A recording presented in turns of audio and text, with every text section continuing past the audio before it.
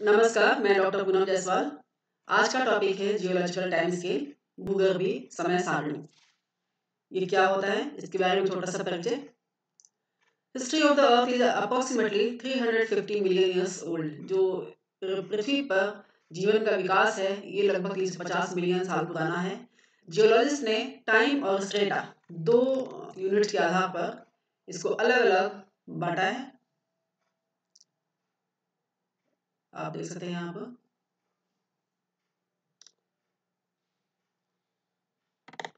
To major units time और strata के आधार पर इसको सब डिवाइड किया है। जियोलॉजिकल हिस्ट्री पूरी जो पृथ्वी पर जो इवोल्यूशन का विकास का हिस्ट्री है, उसको अलग अलग भागों में बांटा है।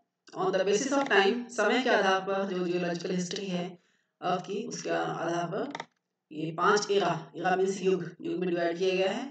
Archaeozoic, प्रोटीरोजोइक, Palaeozoic, Mesozoic and Cenozoic. आगे हम इनके बारे में विस्तार से पढ़ेंगे। अब जो ईच एरा है, जो युग हैं, उनको भी अलग अलग पीरियड्स में डिवाइड किया गया है। And each period is further divided into epoch. और फिर दोबारा इस पीरियड्स को भी आगे दूसरे छोटी यूनिट इपॉक में डिवाइड किया गया है। तो ये सारे डिवीजन टाइम के आधार पर थे। इसी तरह similarly on the basis of strata, the geological history of the earth is divided into 4 unit में बांटी गई है। पहला सिस्टम, दूसरा सीरीज, तीसरा स्टेज एंड चौथा zone. Various eras and their age, जो भी युग थे उसका क्या एज था, क्या समय था, उसका क्लाइमेट कैसा था, उसका वेजिटेशन कैसा था, ये सभी आगे विस्तार से दिया गया है। आप इसको देख सकते हैं। इससे पहले यहाँ पर है दिस फर्स्ट कॉलम में एरा, सेकंड कॉलम में समय के हिसाब से डिवीजन देखें तो फर्स्ट ऊपर जो लिखा हुआ है period and this epoch, this is on the basis of time, समय के आधार पर। एरा भी समय के आधार पर। और जो ब्रैकेट्स में लिखे हुए हैं जैसे सिस्टम एंड सीरीज, ये स्ट्रेटा के आधार पर। उस समय में इस पर्टिकुलर एरा में, उस पर्टिकुलर पीरियड में, उस समय उस इपॉक में उसकी डोमिनेंट वेरिएशन क्या थी, वो यहाँ पर दिया गया है। हम इस सीरीज में पुराने से नए की तरफ, सॉरी, नए से पुराने की तरफ चल रहे हैं। रिसेंट मीन्स आधुनिक युग, जो आज अभी प्रेजेंट है, वो पिछले करीब 30,000 साल से अब तक का समय है। इसको हम रिसेंट कहते हैं। उसके पीछे की तरफ जाते हैं तो सीनोजोइक, यानी कि सीनोजोइक जो एरा है वो थोड़ा सा नया है, जो 30,000 साल के ठीक बाद का समय है। उसको दो पीरियड्स में बांटा गया है, क्वाटरनरी एंड टर्शियरी। क्वाटरनरी को में सिर्फ एक ही इपॉक है, प्लीस्टोसीन, और इस समय में हर्बेशियस प्लांट्स डोमिनेट हुआ करते थे।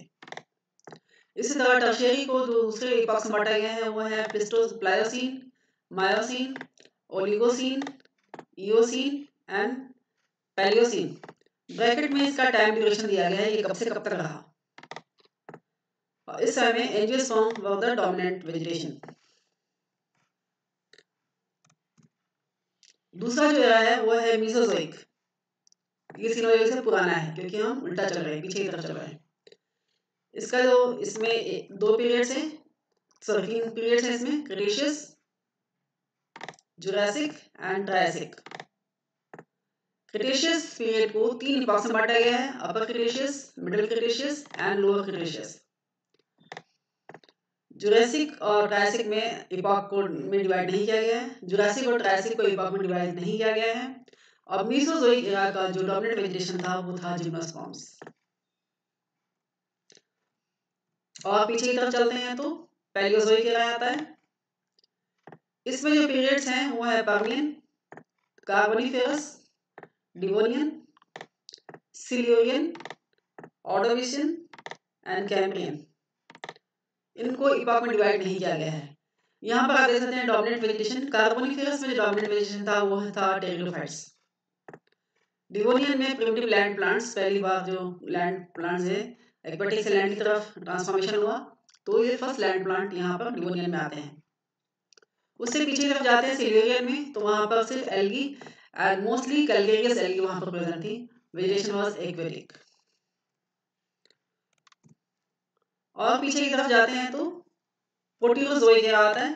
प्रोटीरोजोइक एरा में एक ही पीरियड है, प्री कैम्ब्रियन। कैम्ब्रियन से ठीक पहले का स्टेज है। ये 1500 मिलियन ईयर्स पुराना माना जाता है। इसमें कोई इपॉक, कोई डोमिनेंट वेजिटेशन नहीं थी क्योंकि जो क्लाइमेट था वो एरोक्सीजेनिक टाइप का था, वहाँ पर ग्रीन प्लांट्स नहीं अवेलेबल थे। उससे भी पुराना आर्कियोजोइक 3500 मिलियन ईयर्स पुराना है ये युग। और इसमें ज़्यादातर यूनिसेलुलर ऑर्गेनिजम्स थे, ज़्यादातर जो ऐसे थे जो कि एनऑक्सीजन कंडीशन में सर्वाइव कर सकते थे। अब अभी तक जितने भी टेबल्स आपने पढ़े उनके बारे में थोड़ा सा परिचय थोड़ा विस्तार से देखेंगे। सबसे पहले प्री कैम्ब्रियन एरा, ये पुराना है, सबसे पुराना आर्कियोजोइक के बाद का पहला स्टेज है। इसमें life originated on the earth in this era. सबसे पहले धरती पर यहाँ पर लाइफ ओरिजिन हुई। एक्वेटिक प्लांट्स, एक्वेटिक मींस पानी में, जल में जीवन का उदय हुआ सबसे पहले। यहाँ पर जो रॉक्स पाए जाते हैं ओनली अ फ्यू फॉसिल्स, बहुत ही कम फॉसिल्स हैं क्योंकि वहाँ की एनवायरनमेंट थी वो फॉसिलाइजेशन के लिए सुटेबल नहीं थी, इसलिए फॉसिल्स नहीं प्रिजर्व हो पाए। और जो ऑर्गेनिज्म प्रेजेंट थे वो भी ज़्यादा यूनिसेलुलर थे, बहुत ही सॉफ्ट टिश्यू वाले थे, इसलिए वो फॉसिलाइजेशन की प्रक्रिया में वो फिट नहीं हो रहे थे, इसलिए वो फॉसिल नहीं बन पाए। In the absence of sufficient fossils, क्योंकि फॉसिल प्रेजेंट नहीं है इसलिए it is difficult to ascertain pre Cambrian environment. इसलिए उस समय में क्या इन्वायरमेंट हुआ करता था, क्या क्लाइमेट था, उसके बारे में विस्तार से जानकारी नहीं मिल पाती है। ये हम थोड़ा और नए की तरफ जाते हैं, पैलियोजोइक एरा। इसमें 6 पीरियड्स हैं, वो कौन कौन से हैं टेबल में आपको दिखा दी थी। Permian 240 million years, Carboniferous 280 million years, Devonian 360, Silurian 375, Ordovician 420 and Cambrian 550। तो इस तरह से कैम्ब्रियन जो है वो ज़्यादा पुराना है, जबकि पर्मियन इज थोड़ा सा नए की तरफ हम बढ़ रहे हैं। जो वेजिटेशन थी वहाँ पर that includes both aquatic and land plants, aquatic भी थे और लैंड प्लांट्स भी थे। जो एक्वेटिक प्लांट्स थे वो कौन कौन से थे, निमेटोथैलस एंड पोटोटैक्साइडिस। और ये इनका जो रिजेम्बलेंस है ज़्यादा थैलोफाइट्स की तरह था, जो बॉडी थी बहुत ही अनऑर्गेनाइज्ड थी और डिफरेंशिएटेड नहीं थी, इसलिए इसको थैलोफाइट्स से रिजेम्बल करती है इनकी body. The first fossil of land plants were found in Silurian and Devonian. Silurian and Devonian period में ही सबसे पहले जो लैंड प्लांट सबसे पहले दिखाई दिए थे, और इनका समय जो था वो 250 से 350 मिलियन ईयर्स पहले है। तो जो फर्स्ट लैंड प्लांट दिखाई दिए वो कौन कौन से थे, Manogaptus, this is Manogaptus. Next Sporogonitis, this is Sporogonitis. जिस क्रम में यहाँ पे लिखा हुआ उसी क्रम में दिए गए हैं चित्र। Zoastrophyllum, this is Zoastrophyllum. This is Cooksonia, ये है Cooksonia. And next is Pseudosporanthus, this is Pseudosporanthus. बाकी जो प्लांट्स है राइनिया, हानियोफाइटान, साइलोफाइटान, इनको हम आगे दूसरे चैप्टर में पढ़ लेंगे। और तो ये जो प्लांट्स हैं ये जो सिल्यूरियन एंड डिवोनियन पीरियड के फर्स्ट लैंड प्लांट्स थे। उसके बाद क्या होता है, in the Carboniferous and Permian period, Carboniferous और पर्मियन पीरियड में members of Lycopsida, Sphenopsida and Pteropsida, इन्होंने ये वेजिटेशन वहाँ पर बहुत डेंस थी और ये बिल्कुल फॉरेस्ट की फॉर्म में थे, बहुत ही घने फॉरेस्ट बनाते थे। सीड फर्न्स वर अबंडेंट, सीड फर्न्स बहुत ज़्यादा पाए जाते थे, एंड इसीलिए इस पीरियड को कहा जाता है the age of seed ferns. There were perhaps seasonal changes in environment, seasonal change वहाँ पर दिखाई देने लग गया था। क्लाइमेट में थोड़ा सा सीजनल चेंज मतलब क्या होता है, एनुअल सीजन या 6 महीने पे 8 महीने पे सीजन थोड़ा बदलता था। ये कैसे प्रूफ होता है, क्योंकि जो प्लांट्स पाए गए हैं वहाँ पर उसमें एनुअल रिंग्स प्रेजेंट है, यानी वो सीजन जहाँ पर जो ग्रोथ होती है प्लांट्स की वो अच्छी होती है, और दूसरा सीजन जो उनके फेवरेबल नहीं होता वहाँ पे ग्रोथ कम होती है। तो इन दोनों में डिफरेंस उनके टिश्यू में पाया जाता है। और जो फॉसिल्स हैं वहाँ पर वो कैलिजाइलॉन एंड एरियनम एंड कैलिजाइलॉन न्यूबेराई, ये है कैलिजाइलॉन का फॉसिल, डेंस घने बड़े फॉरेस्ट फॉर्म में है। During late Carboniferous period there was significant change in environment, उसके बाद एनवायरनमेंट चेंज होता है और जिसकी वजह से that resulted in the development of swampy region. Swamp mean दलदली जो क्लाइमेट है, दलदल वहाँ पर डेवलप हो जाता है क्योंकि क्लाइमेट जो है वो बहुत ही ज़्यादा ह्यूमिड हो जाता है।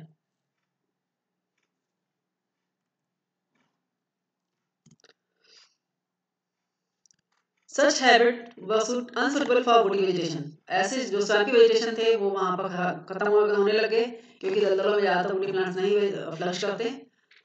And in the late Devonian period, the vegetation present on the earth were converted into coal. और ये उस दलदल में समाप्त हो गए, दब कर कंप्रेस्ड होकर कोल फॉर्म में बन गए, कोल बन गए.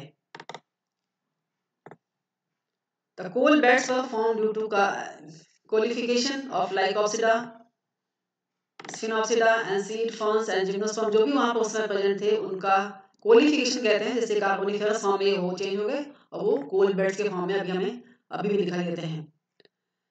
Few Psilopsides and Lycopsids and Sphenopsids जो थे वो escape कर गए, वहाँ पर समाप्त नहीं हुए और वो अभी तक एग्जिस्ट करते हैं. और यही वो कुछ फॉर्म्स हैं जो अभी तक प्रेजेंट हैं. उसके बाद आता है मीसोजोइक एरा. ये उनसे थोड़ा लेटेस्ट है. 200 से 110 मिलियन ईयर्स अगो. आप देख सकते हैं कि 200 से 110 हम उल्टा चल रहे हैं, रिसेंट की तरफ चल रहे हैं, जबकि टेबल में हम रिसेंट से ओल्ड की तरफ चले थे.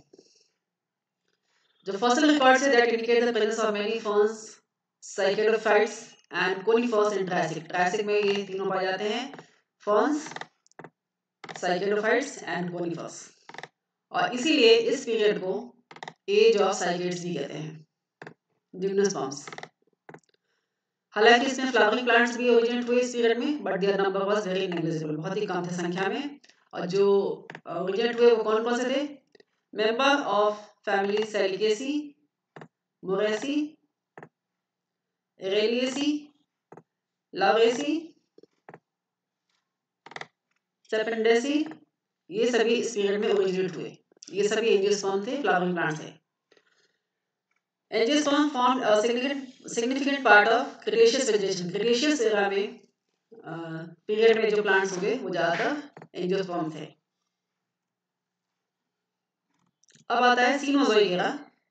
ये 80 से 1 मिलियन ईयर्स अगो तक है. अगो मींस होता है उल्टा चल रहे हैं. 80 से शुरू हुआ, अभी 1 मिलियन ईयर्स तक चला. This era is known as the age of angiosperm. आपने पिछले देखा था कि जिम्नोस्पर्म थे और टेलोफाइट्स थे, वो धीरे धीरे समाप्त होने लगे और उनकी जगह एंजियोस्पर्म आने लगे. और इस एरा में ये फ्लरिश करने लगे, सबसे ज्यादा थे. High mountain ranges like Himalayas in Asia and Alps in Europe, ये भी इसी एरा में बने, सीनोजोइक एरा में बने. और इसकी वजह से क्या है? Consequently the effect of hot winds were minimised. Hot wind का मूवमेंट कम हो गया और ice age commenced. Ice age शुरू हो गया. ऊंचाई बढ़ने के साथ जो हवा का जो फ्लो था उसमें बाधा आई और इस तरह से मौसम ठंडा हुआ और आइस एज स्टार्ट हो गई. Gradually ice shifted towards the pole. धीरे धीरे जो आइस बनी वो पोल की तरफ शिफ्ट हो गई. This were accompanied with the development of tropical and temperate region. पोल की तरफ आइस शिफ्ट हो जाने की वजह से जो ट्रॉपिकल एंड टेम्परेट वो थे जो पोल्स की तरफ पास थे, और ट्रॉपिकल वो थे जो इक्वेटर के आसपास थे, जहाँ पर आइस कम थी और क्लाइमेट जो था थोड़ा सा वार्म था. वो बनाए ट्रॉपिकल वेजिटेशन, और जो पोल्स के आसपास थे वो बनाए टेम्परेट वेजिटेशन. जो सीड प्लांट थे that gradually migrated towards tropical region. इसलिए ट्रॉपिक्स में बहुत ही घने फॉरेस्ट पाए जाते हैं, घना वेजिटेशन पाया जाता है, और पोल्स की तरफ टेम्परेट रीजन में वेजिटेशन कम पाया जाता है. And those which could not migrate, और जो माइग्रेट नहीं कर पाए वो समाप्त हो गए. They became extinct. As most plant of the late Cenozoic era was deciduous, क्योंकि क्लाइमेटिक चेंज वहाँ पर था, सीजनल वेरिएशन था, इसलिए deciduous भी थे. जब फेवरेबल सीजन नहीं होता था उनकी पत्तियां झड़ जाती थी, और जब सीजन फेवरेबल होता था उनकी ग्रोथ अच्छी होती थी, इसलिए एनुअल रेंज भी पाए जाते थे वहाँ पर. It shows that there was seasonal variation, और यही एक प्रूफ है कि सीजनल वेरिएशन था. 2 अल्टरनेट सीजन वहाँ पर पाए जाते थे, जिसमें एक में तो ग्रोथ अच्छी होती थी, जिसमें पत्तियां नहीं झड़ती थी, दूसरे में ग्रोथ कम होती थी, जिसमें पत्तियां झड़ जाती थी. The vegetation of temperate and polar regions mostly consisted of annual and biennial herbs. ज़्यादातर जो पोल्स के आसपास जो टेम्परेट वेजिटेशन थी वो ज़्यादातर हर्बेशियस थी, वो भी एनुअल्स एंड बायनस, और वो वेजिटेशन थी जो विदस्टैंड कर सकती थी, लो टेम्परेचर को सहन कर सकती थी. धन्यवाद. आशा करते हुए टॉपिक आपको समझ में आ गया होगा. आगे इस सीरीज में हम टेक्निक्स ऑफ फॉसिल स्टडी के बारे में पढ़ेंगे. धन्यवाद.